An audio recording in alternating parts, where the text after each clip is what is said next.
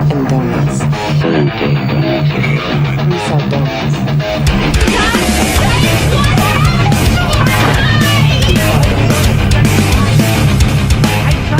Hey everybody, welcome to Blood and Donuts. I am Tony. And I'm Chris. What's up, everybody? Yeah, what's up? The Texas Chainsaw Massacre is a 2003 American slasher film directed by Marcus Nispel. This is his directorial debut, by the way.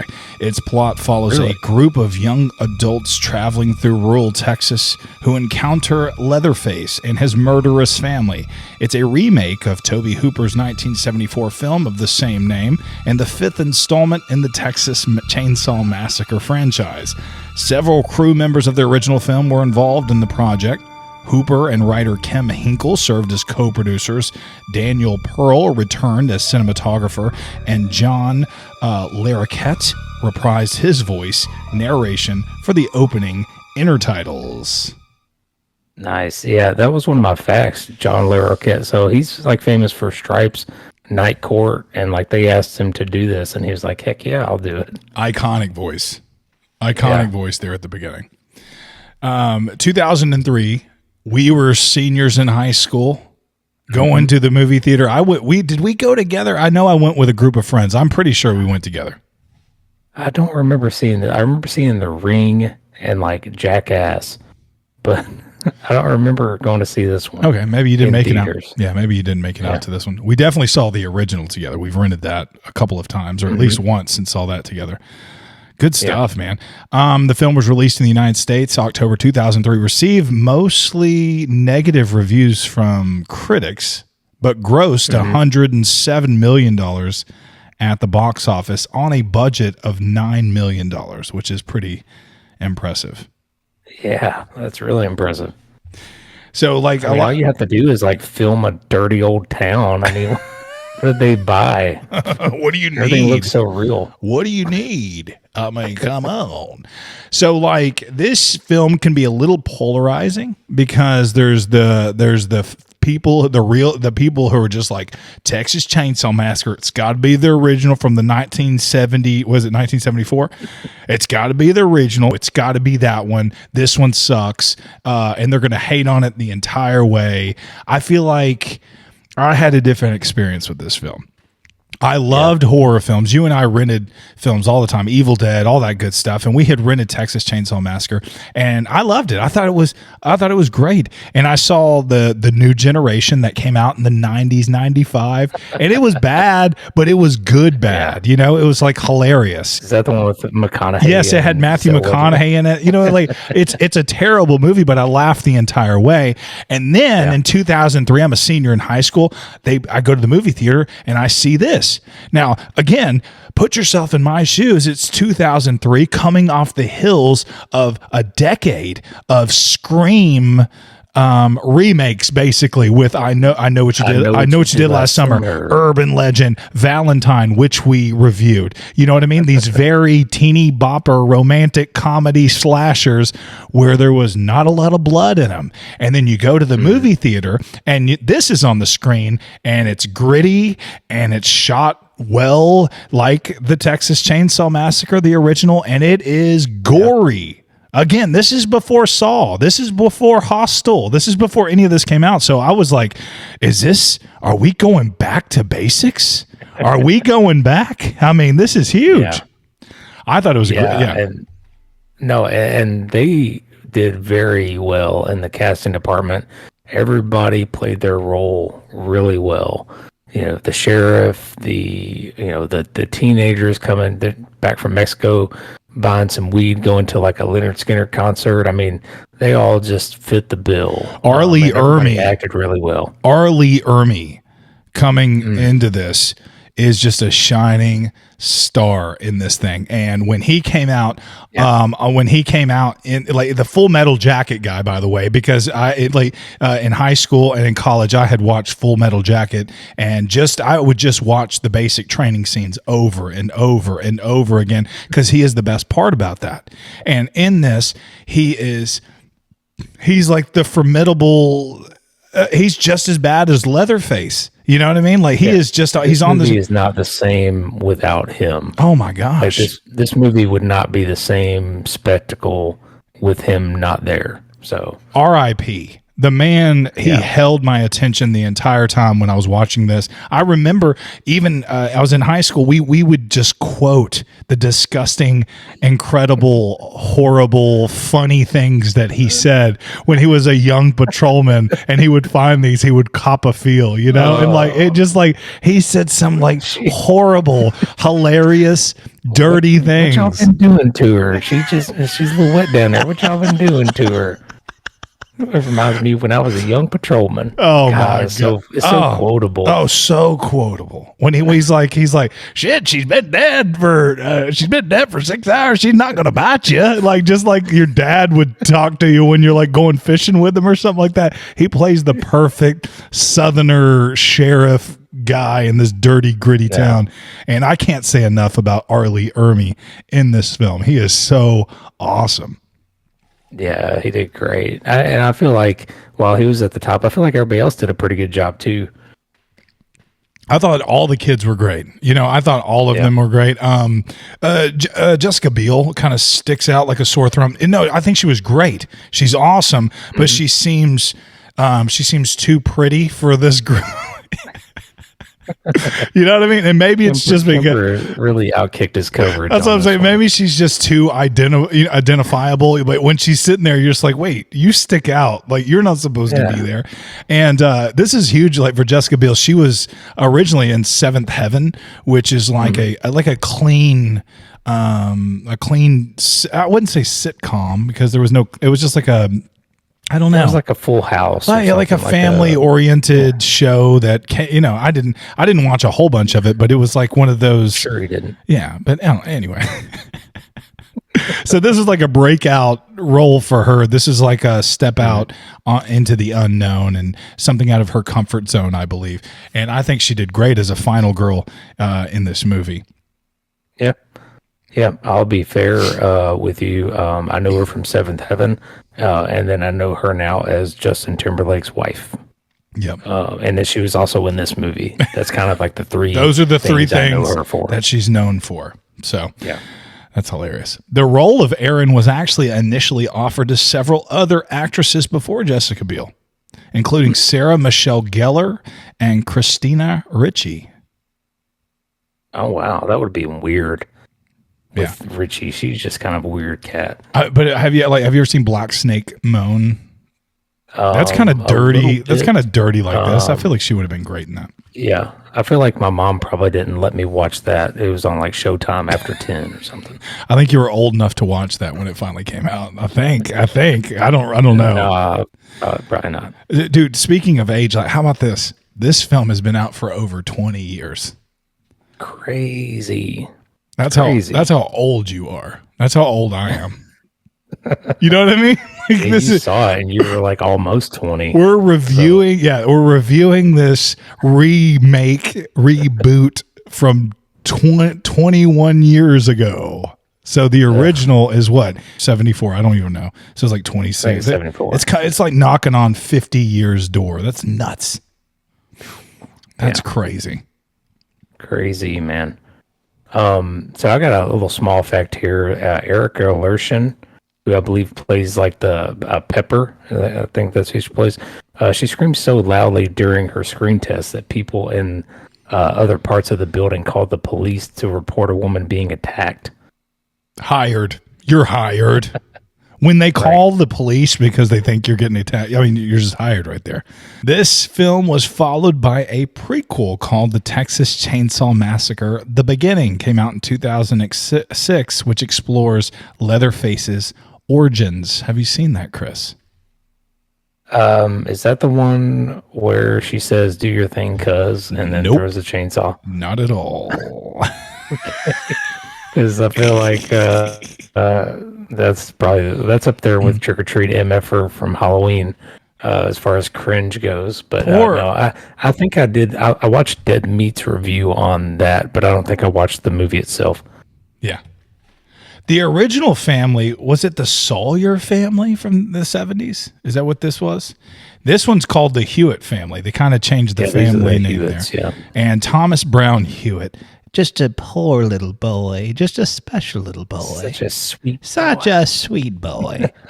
Me and DJ quote that like it's a couple of times every month.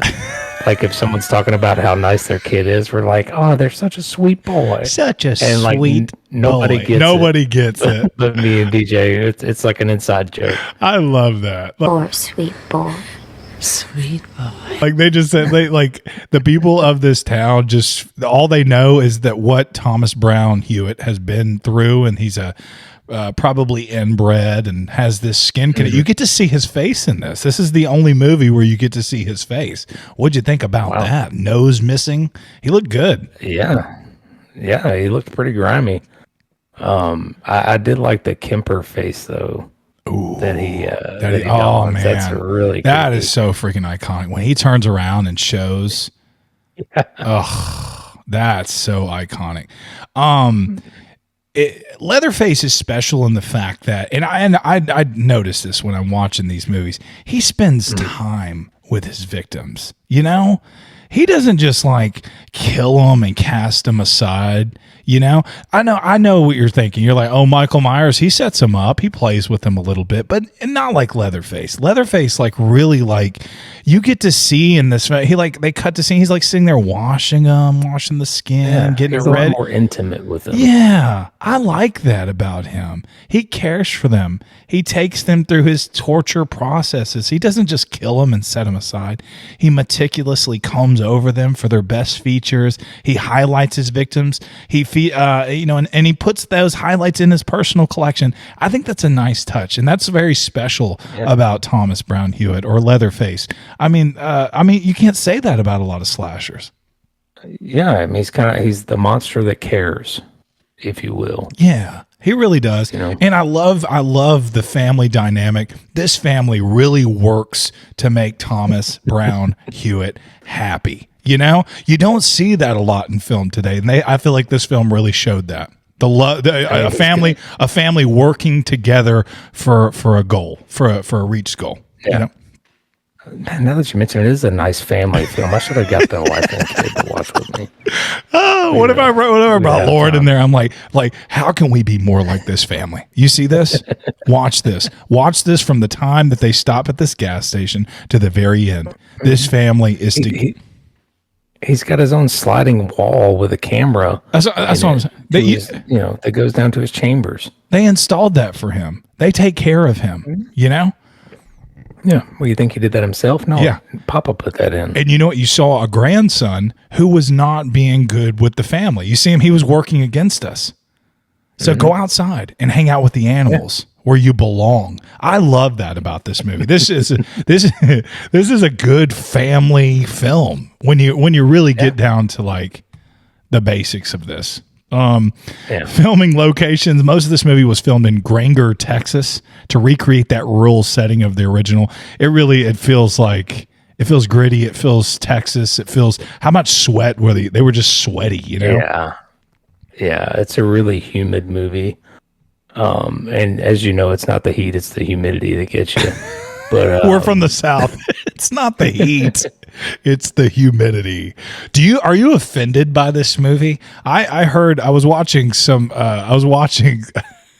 a review of this, or maybe I forget what I was watching, but they asked that question. They're like, do you think this is offensive to Southerners? And you and I are from Tennessee. Are you offended by this? Are you offended by the hills have eyes and stuff? Is it the hills have eyes and stuff like that? Not really. I mean, for me, it's like this could actually be some random ass Texas town that I've never been to. That's why I don't go to Texas. That's why I don't understand what Juan's doing there. But you just never know. But Texas people think that about big. Tennessee as well. There's 50 towns like this in Texas. There's towns like this in Eastern Tennessee Texas. too, in Appalachia. No. Yeah, dude. No, we have Nashville. We have a football stadium. I have family that look a lot like these people. Shout out, Steven. Oh no, don't say. Well, actually, when you think about it. Dude, I don't have any more facts. Do you got any more facts for us? I don't have any facts, Tony, but I have a small little survival list I was going to give to the listeners. Let's hear it. This is just a quick from me to the listeners and viewers, how to survive this movie. Okay. Yes. Number one, just go to the concert. Okay. Don't pick up any hitchhikers. Number two, if you happen to lose a limb, put some salt on it. That seemed to preserve one of our protagonists pretty well. Yes. If you're in one of those old country towns we were just talking about, run over the hitchhiker and don't call the sheriff. Just go. Yeah.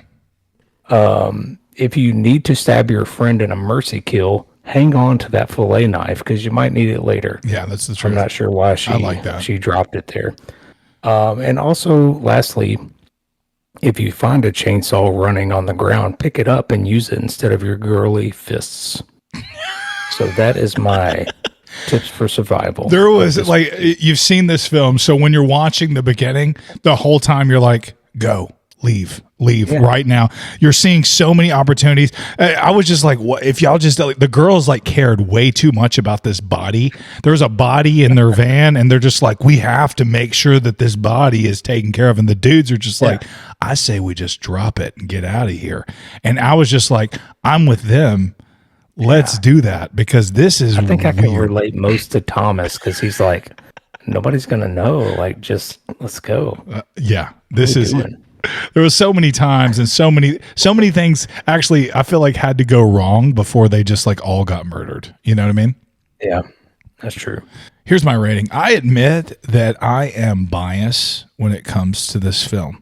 It came out my senior year in high school. I went to the theater with a group of friends, and at that point, I had already seen and loved the original. The movies that they were putting out before this were teeny bopper slashers like I Know What You Did Last Summer, Saw, and Hostel hadn't come out yet. I thought that this was refreshing. Ermi was sadistic and hilarious. We quoted him for months after watching this. The kills were creative. The shots were creative. I felt that this movie was made with the legacy of its predecessor in mind. Yep. Although it doesn't come close to the grittiness of the first one, I still felt dirty while watching it. In a franchise that has some pretty terrible additions, I believe that this remake really honors that legacy of the Texas Chainsaw Massacre. I feel like Texas Chainsaw Massacre needs this remake because I love y'all, but some of y'all's films are terrible. Some of, you know what I mean? Some of these reboots and remakes and put outs and sequels and stuff are absolutely. What's that quote that we say all the time? Do your thing, cuz. Do your thing, cuz. This is good. I give this an 11 out of 13. I will still recommend the original over this one, but this is a very probably one of my favorite remakes that are out there. Yeah, that's a good score, man. So for me, this is a grimy and gory classic, and like you said, I think it does the source material proud. Its memorable scenes and quotable dialogue make it a great movie to watch with your friends. The good pacing and the great props just make you feel as abandoned as our heroes are. Some dumb choices by the protagonist, which is that's pretty stereotypical. They can be overlooked. But I put this in the upper echelon of horror films. I'm going to go with an 11 as well out of 13. I think that if this was the first movie you've ever seen of the franchise, you would want to see more. I thought that same maybe thing. 2 or 3. Yeah. But that's it.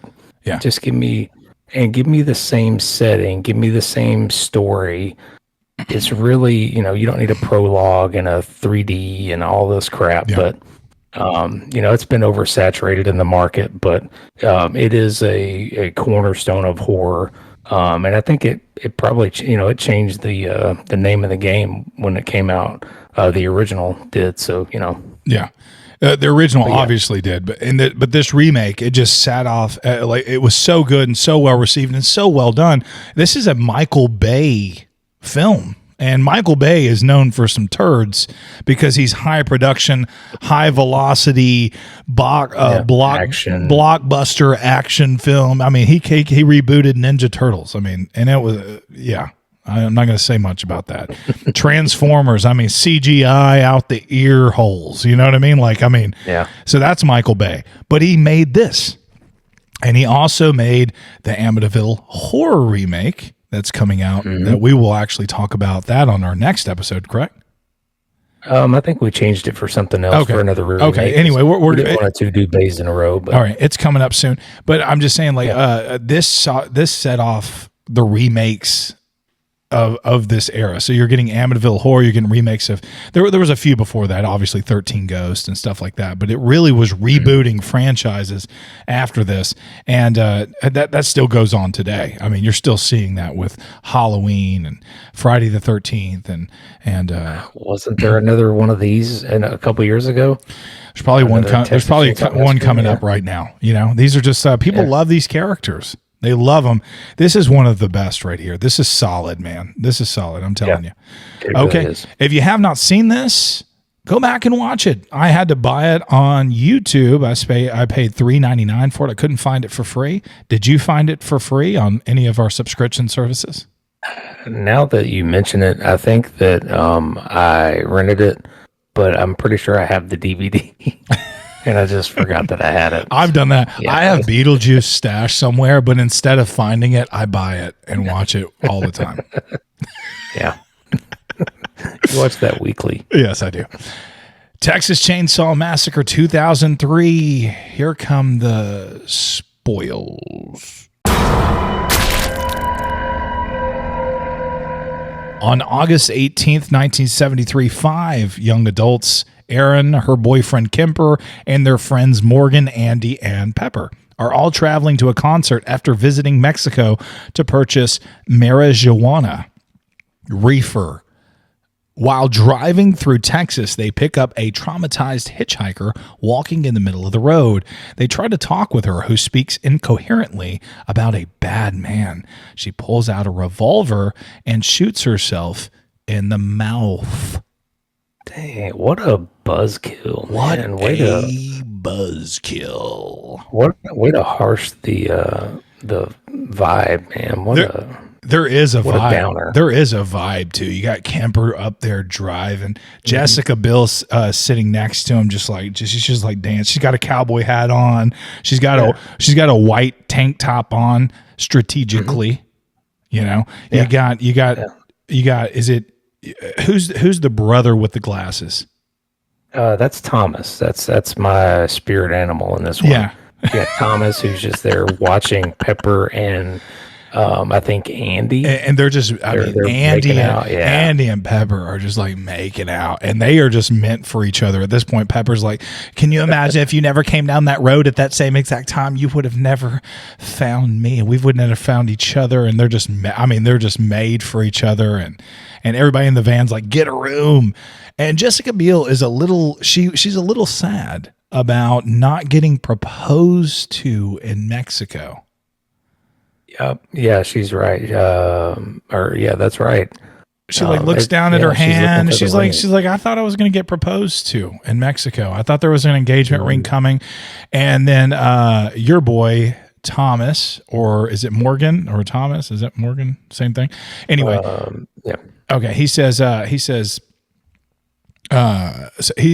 a comment about we went down there to buy weed, and Jessica Biel didn't know about that. She doesn't smoke weed. She doesn't do anything like that.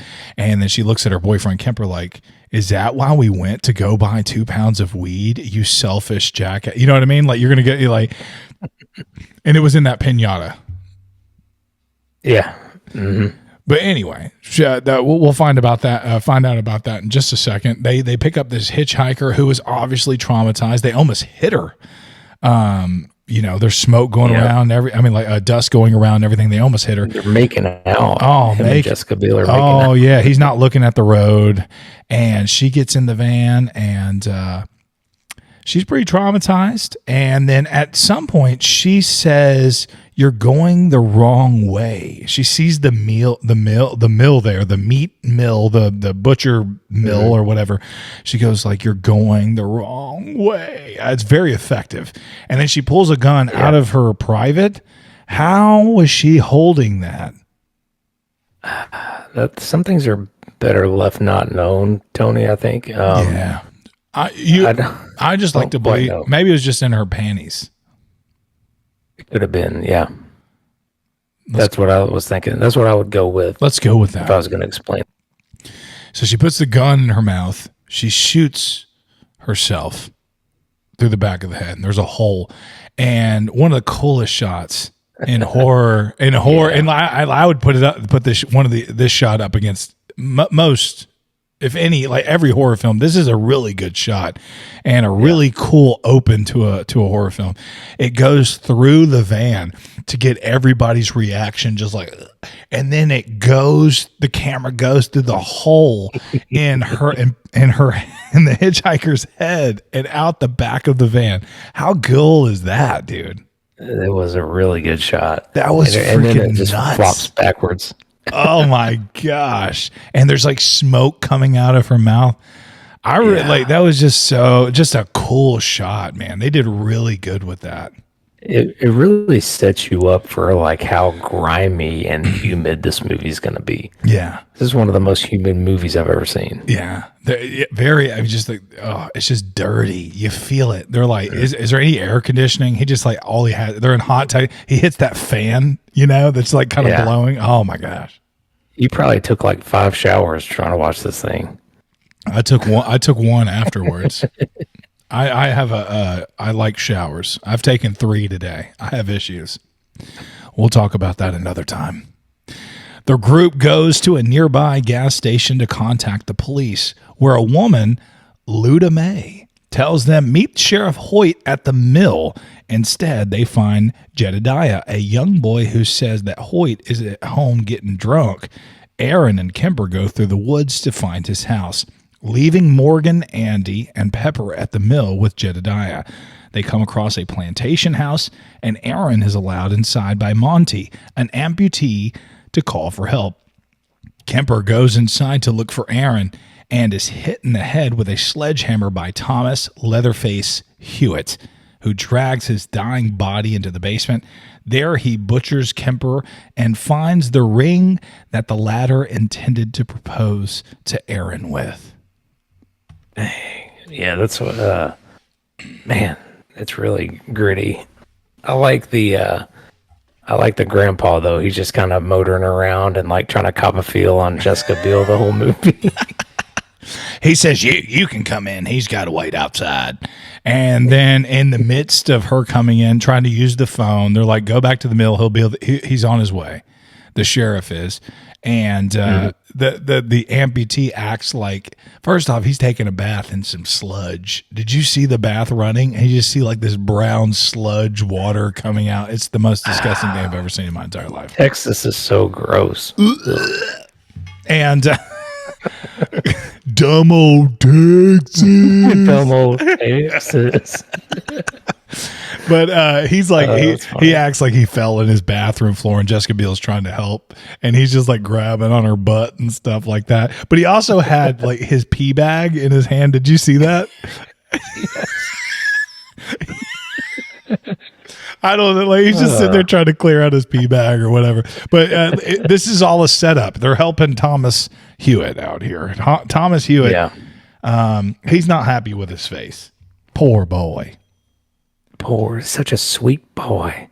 And yeah, I'm with, this is where they're having that vote too, like back at the car. They're like, can we, let's just dump this body and go, man. Like, I get it that nobody wants to go see Skinnerd anymore, but like, let's just go back home. But the sheriff shows up at the same time. Like he shows up during all of this.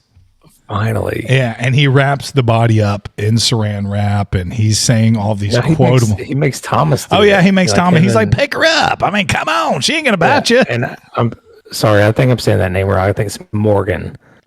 Morgan is the guy with glasses. Okay. I saw Thomas Morgan here. I was just like, maybe his name's Thomas Morgan. No, yeah, it's Morgan. That's my bad. Yeah, that's But good. yeah, he's telling Morgan, he's like, well, she ain't gonna bite you. Just pick her head up. Pick her head up. Go ahead. Oh man, that's so good. And so Kemper comes in, and you get that recreation of that classic scene. This where Leatherface comes out, hits dude with a sledgehammer. He does this in both movies, and then you kind of have like somebody just kind of like writhing around on the floor like a shocked animal or pig or something like that. In the first one, he drags the body back there and slams that door. Like, it's even more like shocking and sudden and gritty. You're just like, what the crap? This one a little bit different, I would say. Like, he gives him one more hit or something like that, but it's still effective. I think it's still good. It still causes it like a jump scare and a holy crap. Like, this guy is huge. Jessica Biel, she goes back to the mill, thinking that Kemper just left her. Yeah, I think so, because she like calls him an a-hole on her way back. So yeah, because the guy's like, he ain't here. He ain't in my house. Meanwhile, Sheriff Hewitt arrives at the mill and disposes of the hitchhiker's body. After Aaron discovers that Kemper is missing, she and Andy return to Monty's house. There, Aaron distracts Monty while Andy searches for Kemper. After realizing that Andy is inside, Monty summons Leatherface with a chainsaw. Leatherface attacks Andy, who tells Aaron to save herself. Aaron escapes to the woods while Leatherface catches up to Andy and cuts off his left leg. First of all, ouchies. And secondly, Ronald Lee Ermey, he just absolutely steals every scene that he's in. And I think it goes for every movie that he's ever been in. He just steals everything. Absolutely. But yeah, absolute knockout casting him. And like I said earlier, it wouldn't be the same without him. But very cool, like chase scene. And then Andy. Yeah, got the leg cut off. Sheriff Ermey has his hat pulled way down. His ears are like sticking out. His eyebrows, which I don't even think this is a costume. I think I think it's his actual eyebrows are just growing. You can see them on the brim of his hat, and he steps out of his sheriff vehicle and spits out the biggest spit of tobacco spit that I have ever seen in my entire life. Just like, it is so good. Oh, I've seen it 100 times with Southern men who like dip and chew, but man, it's a good spit. Leatherface is chasing Andy, and you get the sheets, the white sheets on the clotheslines, but this like is the cleanest thing in the state. Yeah, this is like a football field of sheets. I mean, it goes on forever. It's like 100 yards of just like, I'm like, how many sheets do they have in these houses? I mean, he's just like running, and then all of a sudden Leatherface does catch him, gets that left leg, picks him up on his shoulder, and he just like doesn't he like he it's about to go in the next one. We're going to talk about that. Did you notice that like sometimes when they're running in like transitional scenes, it looks like they're in the freaking desert, right? Like it's all dead grass and dead wheat and crap. Yeah. But then sometimes when they're running to the mill, they're like in a very dense jungle. Did you notice that? Texas really is like weird. that. Texas is like that. Is it? Yeah, you got you got forest, and when you don't have forest, you got like it's like kind of barren and deserty and stuff. It's just weird. Why anybody would want to live in Texas, I have no idea. No clue. No, I'm just joking. I love Texas. It's a cool state. We went there for spring break and stuff. It was awesome. Nice. After carrying Andy to the basement, Leatherface impales him on a meat hook and tortures him further by rubbing salt on his little stump of a leg, Aaron returns to the mill, but before she and the others can leave, Hoyt arrives. After finding marijuana on the dashboard, Hoyt orders Aaron and Pepper to get out of the van, gives Morgan the gun that he took from the hitchhiker, and tells him to reenact how she killed herself. Morgan attempts to shoot Hoyt, but the gun is unloaded. Hoyt handcuffs Morgan and drives him back to the house, giving him a beating along the way. Man, so I finally like Morgan. Like Morgan did what we would have done, and we're probably screaming at the TV, like, "Dude, just shoot him with a gun. You have a gun. Like, Yeah. just turn it around and shoot him." But then, of course, he had unloaded it, and yeah. You're gonna kill an officer at that point. But man, he's like, did she? That's not her mouth. That's her chin. Did she have it in her mouth? Oh, he makes See it. how it looked. Yeah, Like, at first he's like getting the back in the seat, and Morgan is sitting like to the left of where she actually died, because there's like guts and stuff. There's like blood and Brains, gut, yeah. and he goes, "Is that where she was sitting? It don't line up with the hole." He's like, "I don't want to sit in the actual." He goes, "Get in the actual seat. It ain't gonna kill you," or something like that. And like you see Morgan, a little blood. you see Morgan like brush some guts to the side, like It's brains. it was like. To the side. We're laughing. That's sadistic. So funny. Anyway, so what he about Andy, make, though, I think he gets the worst of this thing. doesn't poor he? The hooks to the Andy. back. Ugh. Poor Salt on the leg. little boy. Oh, Andy. Yeah, those hooks to the back are freaking ridiculous. But Jessica Biel at this point is like she runs back to the mill, and she's getting in the car. She's trying to start it. She's like, she is like crying. And I in these moments I was like, she's doing such a good job, because she's like, when Hoyt shows up, she's like, please help me, we just need some help. She's like really like she does a really good job of like you know what I mean, like that. It could be Yeah. and then like Sheriff Hoyt's like, it's okay, what the hell is this? And he finds a joint,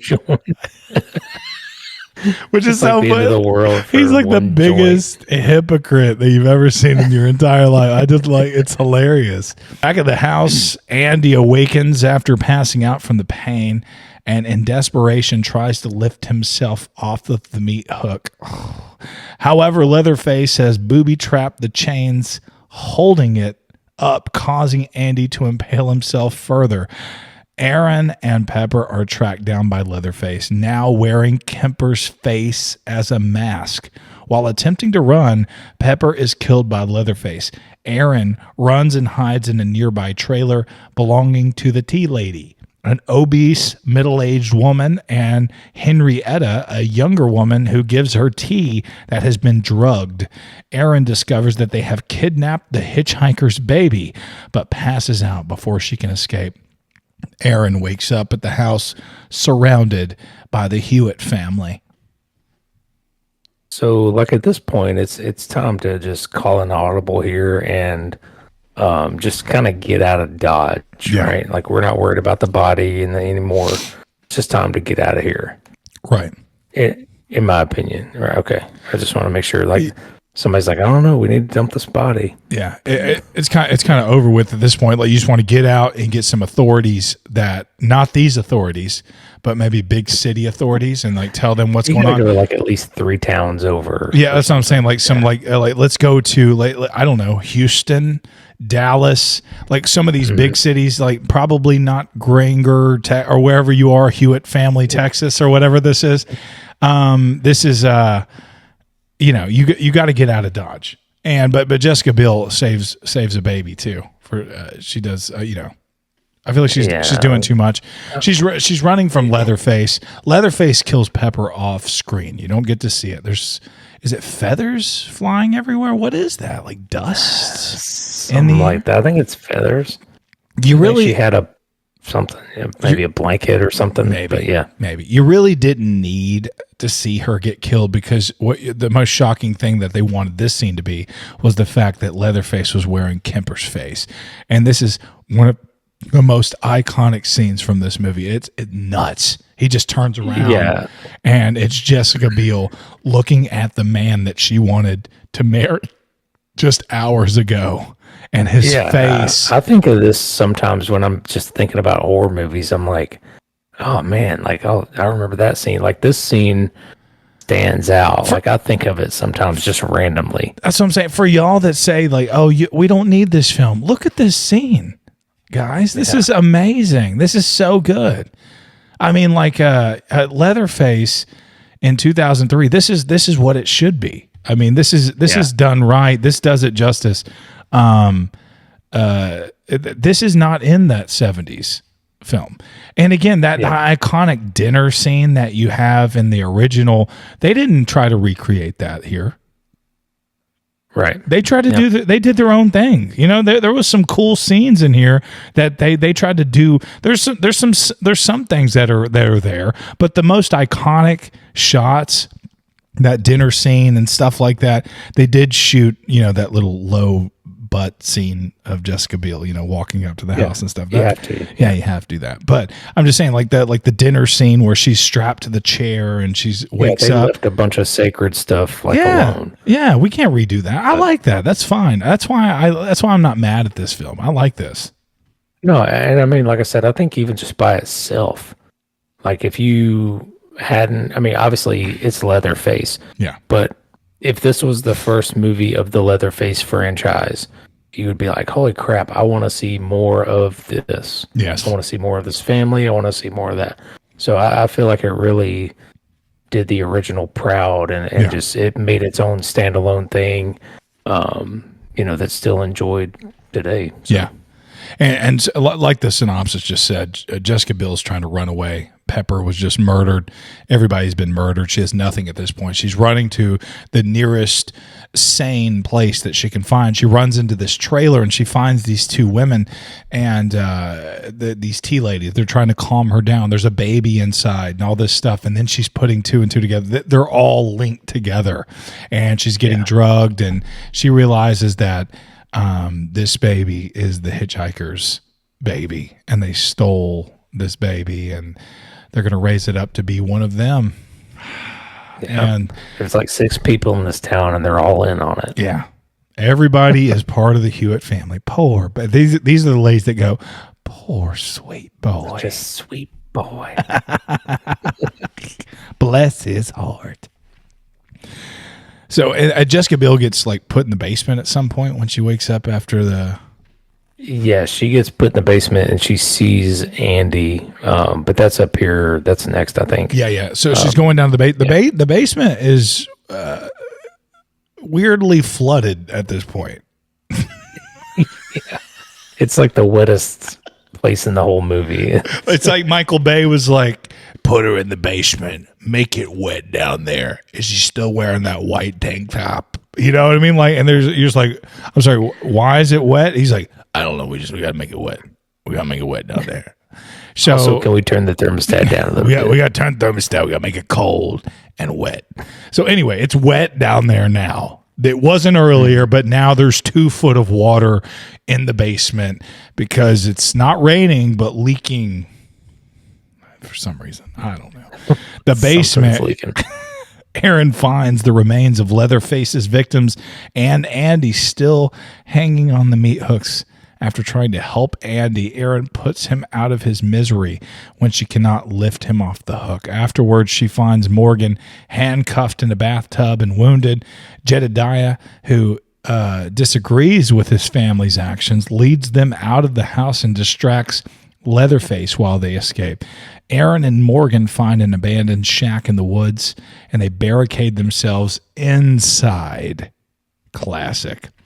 Leatherface breaks in and discovers Aaron. Morgan attacks Leatherface, who hangs him from the chandelier by his handcuffs and then kills him with a chainsaw.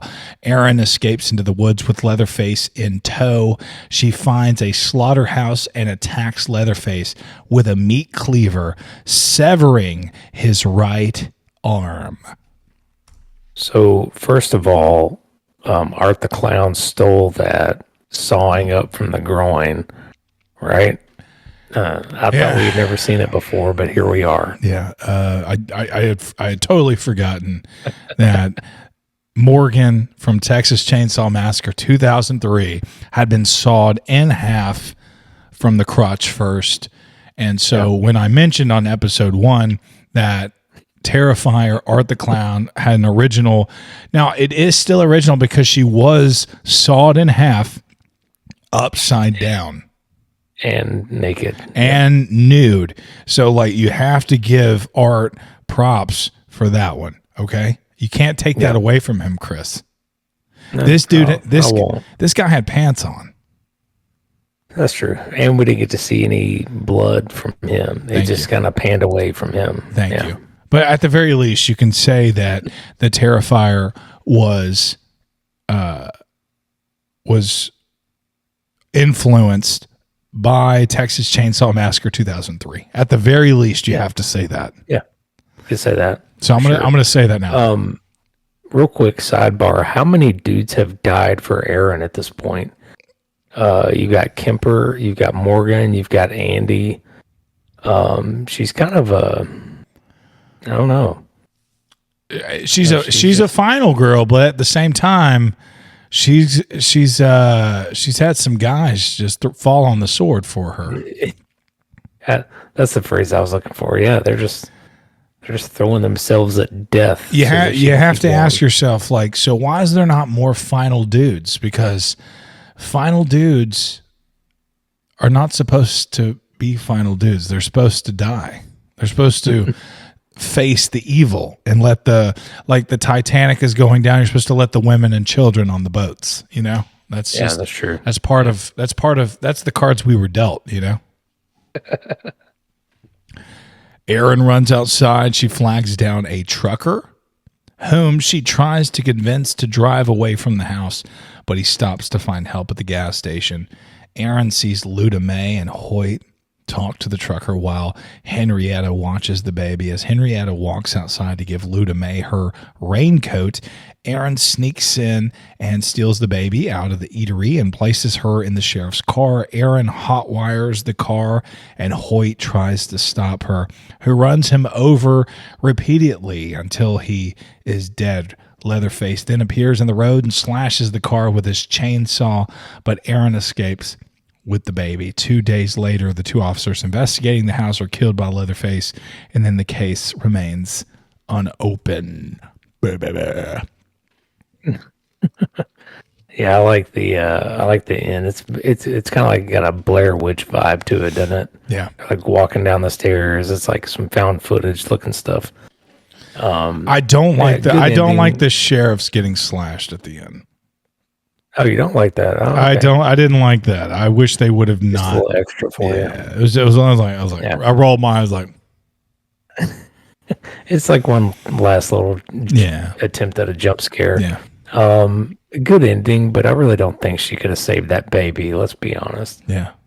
And when she was peeking in that window, I thought she was just looking to see if that pig in the display case with all the flies and stuff on it. I feel like she was just trying to see if that was still for sale. But I guess she was looking for the baby. So how good would that pig look, man, with all them flies on it? I don't think that was working. I don't think that cooler was working properly. In that iconic scene in the original, she's like covered in blood, and she's in the back of that truck driving out. She's just laughing, and then you got Leatherface as the morning comes, and he's doing that twirl there in the street. But there is no retribution shown in that original film, whereas in this one, Jessica Biel, she gets the baby, she gets in her car, and then she gets to at least run over Sheriff Hoyt twice.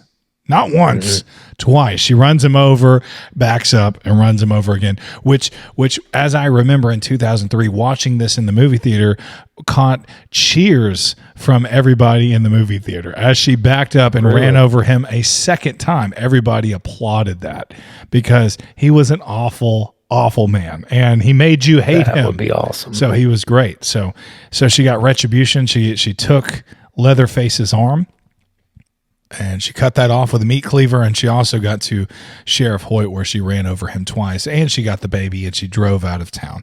So a very similar yet different ending for the Texas Chainsaw Massacre 2003. Like I said, I could have done without the documentary police officers at the end getting killed. Yeah, I had that's fair. I had somebody at work ask me, they were like, "What film are you doing this on this podcast. I said, we're doing Texas Chainsaw Massacre 2003. And they looked at me and they said, that's based on a true story, isn't it? You know, like, so this has like, you know what I mean? Like, this has like that, has that feeling around it where people still think, not, you know, passive movie watchers who probably don't know a lot about the Texas Chainsaw Massacre. They think it's a real thing, and it's based loosely on Ed Gein, who slashed his victims, kept them, and then cut their skin off, and, you know, sewed them together and tried to wear them as masks. I get that, but there was never a Texas Chainsaw Massacre like this. This was all written and based on that. So, I feel like that documentary, it needs to keep its realism, because I feel like that's a very special part of this movie. And that's just me, and that's just my opinion. I feel like the original, I remember watching the original, and I remember thinking those same things. Is this real? You know? And that's what's special about some horror movies, like the Amityville Horror film. That's why that's special. Like, you're like, oh, this really happened to a family. The Blair Witch Project, that the advertising for that made it seem like these people were really missing. Oh, it's a real found footage. Texas Chainsaw Massacre. Like, there was a like, oh, this really happened. This is just a recreation of something that really happened. This small town in Texas, and it's very believable. It's very gritty. You feel like this could happen. Yeah, that's what I like about a lot of horror movies. Is like, you know, some horror movies, we suspend our disbelief for 90% of the movie. Yeah. But like this movie, you feel like could actually happen in a small town in Texas, and nobody knows about it. Nobody, you know, if you drive through and you happen to stop there, you probably shouldn't have, kind of, you know, stuff like that. And then, you know, certain found footage films that don't go over the top. Yeah. I love those kind of films that are just really believable, or like could actually happen to somebody. So. Yeah. When you think about movies like Halloween, you know, where, you know, Michael Myers, a crazy person, just puts on a mask, comes to town. When you think about movies like The Leprechaun, these are movies that could happen. There really could be a leprechaun. No, I'm just What do you think about Nightmare on Elm Street, where Freddy Krueger comes and haunts your dreams? These are real things that get Child's Play. These are real things that could happen. These are the best horror movies. No, I'm just saying. Even if they can happen, they could still be good horror films. But like the ones that can happen, add a new layer to them. Yeah. The Conjuring. Yeah. I just sent you that. I sent you a documentary where they're going around, and the Grim Life Collective was looking at the Conjuring house and the things that happened there, and it had the daughter who once lived in the Conjuring house. I love stuff like that. You know, even if they're lying through their teeth, don't tell me the truth. Don't even tell me the truth. I want to hear the ghost story and be like, ooh. Yeah. Have something that's like just remains a mystery in life. So, final thoughts on this, man? I mean, great movie. Oh, great movie. I don't have a lot to say about it. I think I've put it all out there. One of the best remakes that I've ever seen. You know, like when you think of like a remake, you got the Psycho remake with Vince Vaughn that kind of like does Psycho shot for shot. And you ask yourself, why did they make this? Like, what's the point of this? Yeah, what's the point of a shot-for-shot remake? Yeah, and that's exactly what it was. And but this was not the shot-for-shot remake. This is a little different. It's very different. And they recreate some things that really nod to the original film, but they really do their own thing on a lot of these shots. And some of them are some of the most iconic and memorable shots of a person who was born in 1985, 1984, such as yourself. Some of the, like when he turns around with Kemper's face on, that is so iconic. And Ermey's performance in this is it's amazing. It's so good. It's up there with Pet Sematary, Herman Munster. I can't think of his name right now, but off the top of my head. But you know what I mean? Like that road, you know, Doug. Yeah. Folks don't go down that road. Folks, I'll go down that road. I mean, like everybody talks about it. It's so iconic. Jack Nicholson and The Shining, and I mean, there's just so many iconic. Like this is Ermy is. It's not that iconic, but it is very memorable and wonderful performance by him. Yeah, no, for sure. I feel like if he wasn't here, and I said that, if he wasn't in this movie, it probably wouldn't be the same. And he's just one of the most just, you love to hate him antagonists in the movie. I mean, more so than Leatherface. I mean, Leatherface just killed. I love Leatherface. I feel like my heart goes out to him. I understand why he does what he does. When I saw his face, I was just like, yeah, of course. Like, Andy, you have been handsome for 23 years. You got a girl, you're making out with her. You got to do whatever you want to do. Let Thomas Hewitt impale you on some hooks and steal your face for a little. You know what I mean? I'm with it. I understand for a little bit. Yeah, let him live a little. Yeah, that's what I'm saying. I feel for Leatherface. He's a victim in this movie. Yeah. Well, hey, coming up on deck, we still have some good bangers coming up. We've got the House on Haunted Hill. House on Haunted Hill. 1999. That's what I'm talking about. And Tarot, the new movie. We're going to go check that out in theaters. Yes. Tarot. Mm-hmm. Yeah. And after that, the Evil Dead remake. This is part of our remakes for the month of May. I like that. So stay tuned, everybody. We came up with that. Make sure that you are subscribed to us on Spotify, Apple Podcasts, wherever you get your audio podcast. Make sure you check out our YouTube videos.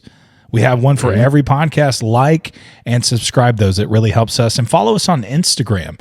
You can message us and give us movie suggestions. We would love that. Thanks, guys.